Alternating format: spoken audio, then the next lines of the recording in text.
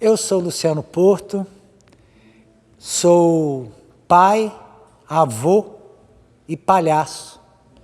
E eu levo a vida inventando coisa. Mais jovem eu fugi com um circo, na verdade eu acabei criando um circo, fugi da vida para me esconder nesse circo, que é o Circo de Grude. E que ano que vem, em 2022, a gente está completando 40 anos de estrada, de jornada, de suor, de labuta, de muita alegria, muita pauleira também, muito rala. Mas estamos aqui e sou candango brasiliense, nasci aqui em Brasília, o de Grude também. O de Grude, na verdade, o de Grude nasceu em Belém, filho de Jeanne Marie, que era uma mulher que era aqui de Brasília, foi morar em Belém, foi morar em Londres, aí passou em Belém, lá ela criou uma peça chamada Circo de Grude. Tinha esse nome porque ela fez uma escola de primeira infância no porão da casa dela, e fez um teatrinho, fez uma escola e fez um teatro, e ela chamou Teatro de Grude porque era no porão. E aí nesse teatro ela criou uma peça chamada Circo de Grude. Aí ela acabou voltando para Brasília, hoje ela vive em Pirenópolis, acabou voltando para Brasília e aqui se juntou comigo, a Leninha Pires, o Tarzan, que era até há pouco tempo aqui, gerente aqui do teatro. Era uma galerinha e a gente montou esse espetáculo chamado Circo de Grude, que estreou em 24 de setembro aqui nesse teatro de 1982 estreou essa peça, que é uma peça que era uma brincadeira, assim. A gente convidava as crianças para vir para o palco, começava a pintar a cara delas, dava uns figurinos de palhaço, começava a brincar de circo, fazer cambalhota, e entrava um personagem que era o Burocrácio da Silva, que era a Jane que fazia, e expulsava todo mundo, dizendo que aquilo não era lugar de palhaço, que eu vou chamar a polícia, e que isso aqui eu vou fazer uma garagem, isso aqui é para parar meus carros. E aí a gente se mobilizava com a criançada, para tomar uma atitude não violenta, mas porém contundente, incisiva ali. E geralmente a gente dava um susto nele, fazia qualquer coisa e transformava ele em palhaço. Fazia uma mágica e ele se transformava num palhaço. Isso era 82, ainda tinha um resquício de ditadura e enfim. Em 86 a gente compra uma lona de circo e começa a circular Brasília, começa a circular o DF. E foi aí que a gente começou a conhecer um outro lado do DF que a gente não conhecia. Até então a gente era tudo aqui do plano, né? E lá a gente começou a ir para Candangolândia, Expansão. Na época eram lugares mais afastados, né? Hoje já está um outro nível também. E indo com nossa lona de circo, era uma lona de 500 lugares. Nessa época a gente era eu, o Beré, o Astico, e a gente chamou o Fernando Gama, que hoje tem uma empresa de lonas aqui em Brasília. E aí a gente comprou essa lona de circo e começou a circular o DF, a satélites, resgatando uma pesquisa, né, que eles tinham e a gente aproveitou. Eles, no caso, o Fernando e um outro grande palhaço que a gente chamou, que era o Saca-Rolha. Ele foi pupilo do Peteleco, outro grande palhaço também do gênero circo-teatro. E aí ele veio trabalhar com o nosso circo e trouxe um monte dessas comédias e dramas do Circo Teatro que a gente começou a apresentar na lona. Em 89 a gente convida o Hugo e a gente monta uma peça chamada Menina dos Olhos. Com essa peça, a última temporada que a gente deu, que foi na Martins Pena, e essa peça é muito curiosa, porque a gente estreou a Menina dos Olhos no dia seguinte do confisco da poupança pelo Collor, e aí ninguém foi, estava todo mundo estarrecido, ninguém foi na estreia. Tinha meus 2 filhos, a filha do Astico, a filha do Beré e ninguém mais. E a gente ficou assim, estarrecido, quase ninguém foi. A segunda temporada foi numa outra época também que quase ninguém foi, acho que estava no meio de uma eleição. Não, a primeira foi na eleição, a segunda foi após o confisco. Então, as 2 temporadas a gente, caramba! E aí, a terceira temporada, a gente começou a encher o teatro. Ficamos 2 anos em cartaz, casa cheia. A última temporada, a gente ficou 2 semanas na Martins Pena dando sessão extra. No último dia não dava para dar sessão extra porque tinha uma peça à noite e não dava tempo. E aí a gente botou na Martins Pena, naquela época, né, era pré-Boate Kiss, então naquela época, na Martins Pena, com a lotação de 400 lugares, a gente botou 750 pessoas lá dentro. Era gente em pé, dava cambista nas peças, era gente em pé, gente nas escadas. Cara, foi um sucesso estrondoso. Logo depois daí, eu e o Beré ganhamos uma bolsa, fomos estudar na Inglaterra. O Beré foi fazer o mestrado dele, eu fiz bolsas do Conselho Britânico, eu fiz curso de mímica, de circo, tive um estágio com a companhia de Novo Circo, que é uma das primeiras companhias do Novo Circo do mundo, né? Com a Sul Broadway. E daí voltamos e logo eu fiz um trabalho solo, logo em seguida, o Astico também fez. E aí, para encurtar um pouco a história, em 98 a gente faz o Cano. Dessa vez, o Márcio, que é um criador de instrumentos e luthier, pesquisador de sonoridades, que tinha sido do De Grude lá no início, ele volta para o grupo e chega a Lil, vinda... a gente conheceu ela nazistas, que são a International School of Theatre Anthropology, e aí eu tinha tido uma ideia de criar um espetáculo com instrumentos que o Márcio inventava. Como eu já tinha trabalhado com o Márcio no Liga Tripa, no Músicas da Tentativa, conhecia a pesquisa dele, e nessa oportunidade, morando na Inglaterra e trabalhando com o Haha Azul, eu passei uma noite inteira vendo vídeos uma vez com o Davis Patak, que era o outro diretor do grupo.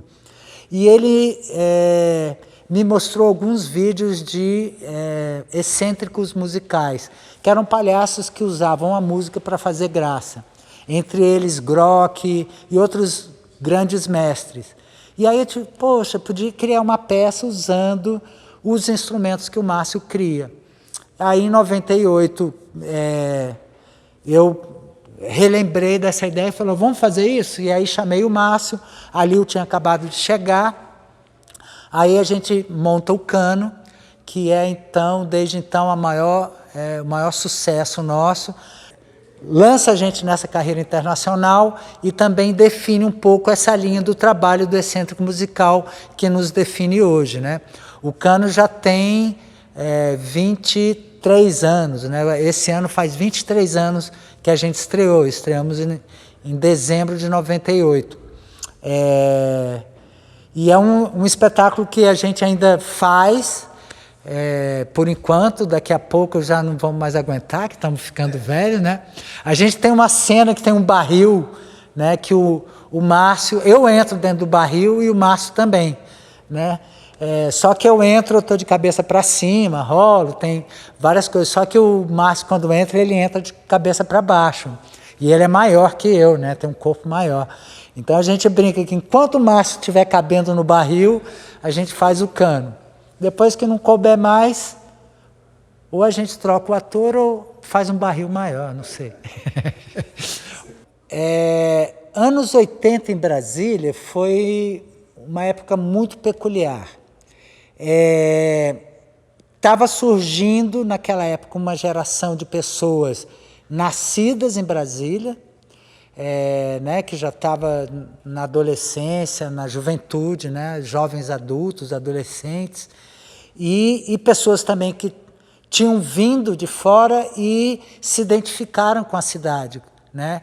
Era uma cidade, de certa forma, muito provinciana, porque era pequena ainda, poucas pessoas, todo mundo se conhecia, e, ao mesmo tempo, cosmopolita, porque tinha gente do mundo inteiro, embaixadas, muito contato com pessoas de outros lugares, com outras culturas,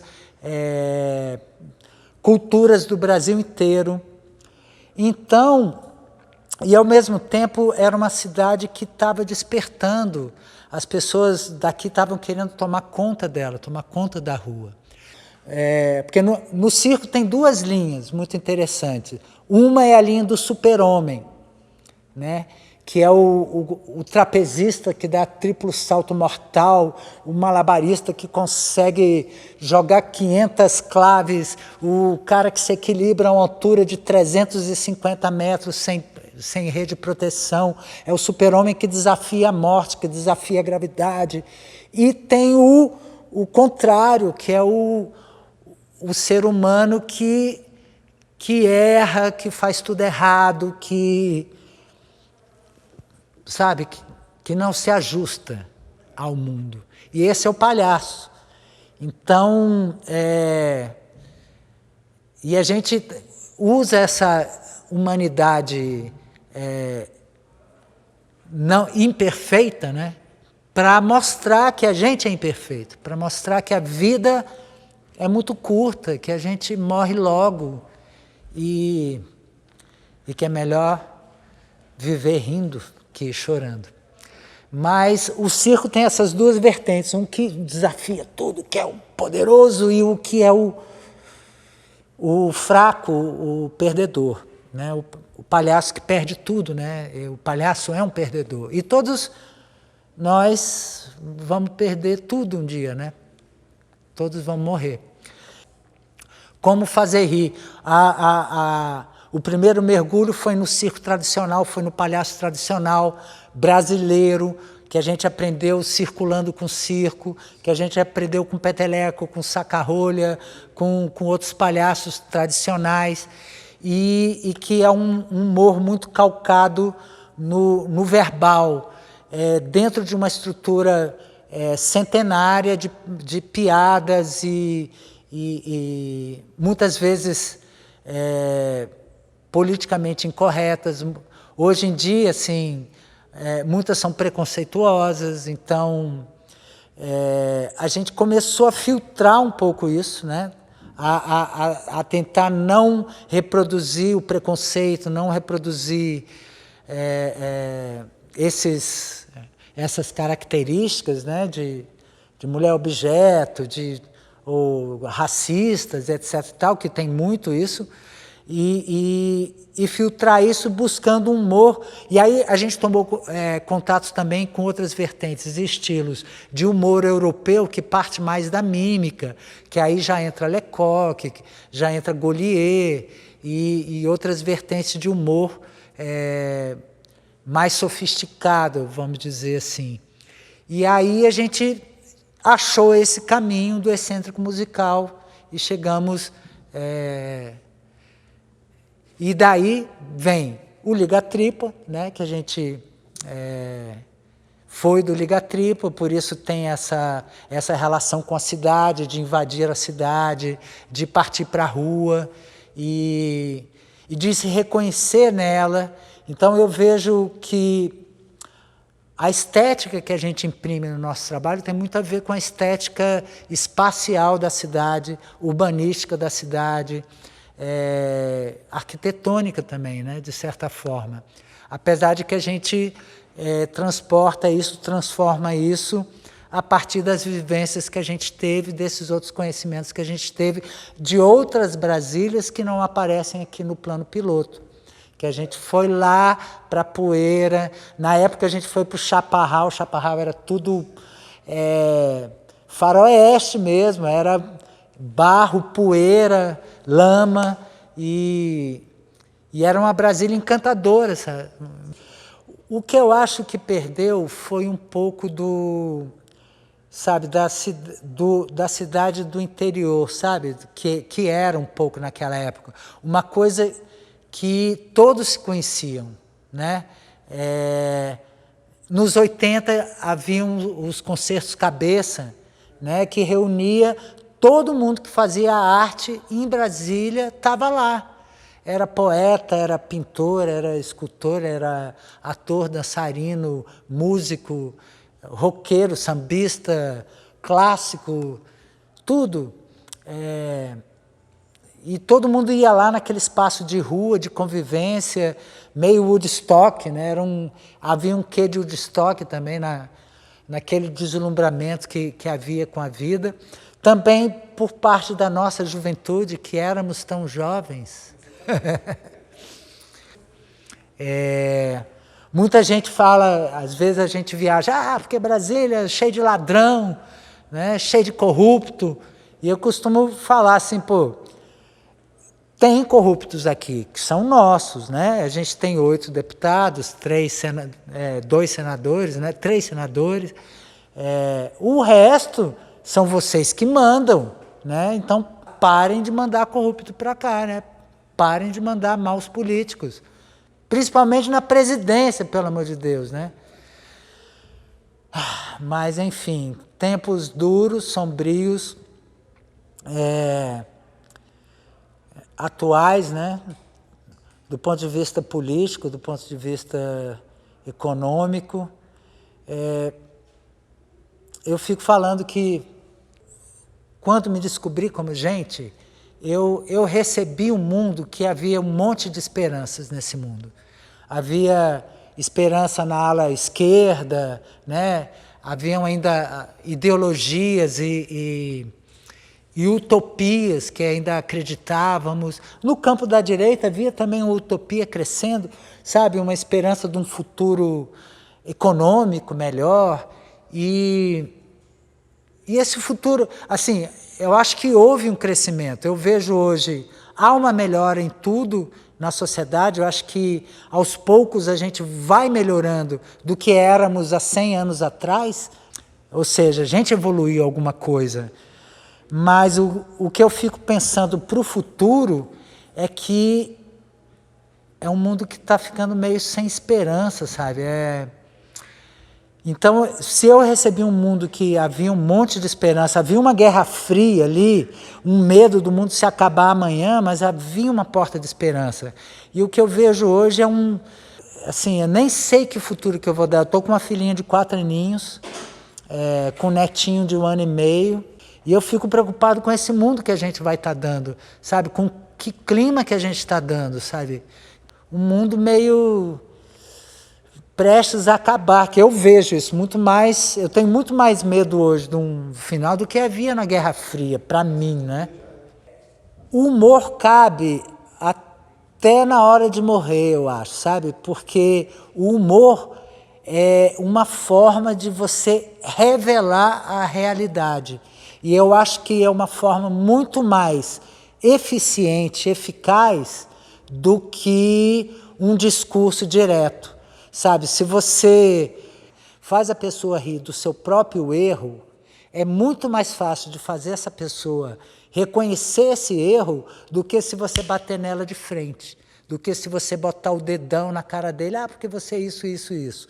Sabe? Então, o humor tem esse viés de poder transformar as coisas a partir do momento que você consegue ver a pessoa enxergando o ridículo dentro dela. E e fazer a gente enxergar esse ridículo. Porque somos ridículos. Quando eu fui estudar na Inglaterra, eu e Berém, em 92, a gente construiu, já tinha feito aqui esse bonecão uma vez, só que a gente fez um outro lá mais sofisticado, que era uma ema numa perna de pau.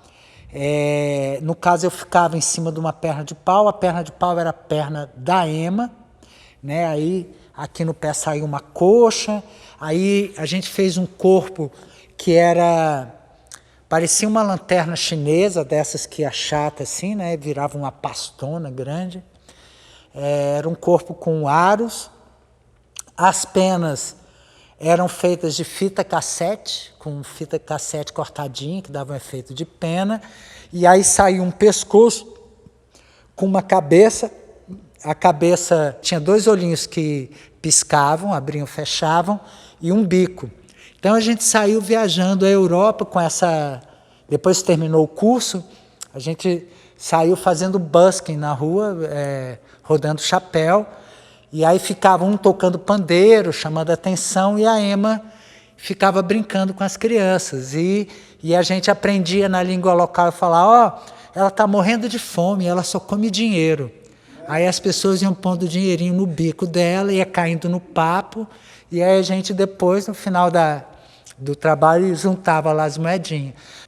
Enfim, aí a gente estava numa praça com essa ema, em Munique, aí passou uma menininha, eu mexi com ela, e falei o texto, ela foi e pediu para a mamãe o dinheirinho, foi lá, botou no bico, aí ela foi, atravessou a rua, aí quando chegou lá na frente, assim, ela parou, olhou para trás e veio correndo, assim, sabe, de volta para abraçar. Eu achei aquilo lindo, meio filme, assim, sabe, ela vai e volta para dar um abraço. E com essa mesma ema, aí foi realmente emocionante. A gente estava no Sara Kubitschek com essa ema, e aí a gente entrou numa sala com crianças que tinham paralisia cerebral. E eu fui, mexi, né, brinquei com as crianças, coisa e tal. Aí uma das crianças, que eu brinquei com ela, ficou olhando a ema, aí eu estava saindo da sala, ela fez assim. E aí a mãe, cara, ela caiu em choro, porque a criança nunca tinha se manifestado assim para ela, sabe? Nunca tinha tido uma reação dessa, de chamar e tal. E aí, quando ela explicou tudo aquilo, foi muito emocionante essa hora. E eu sempre me emociono, eu conto isso, eu sempre choro, fico com aquela emoção daquele momento. Que não foi exatamente, né, de uma emoção de rirem da gente, mas de conseguir, através do trabalho, de um trabalho artístico, você tocar a pessoa, sabe? Ter um tipo de comunicação que não precisa palavra, que é além da palavra, é além da fala que está ali presente. Isso me emociona pra caramba. Sou meio bobão assim nessas horas mesmo.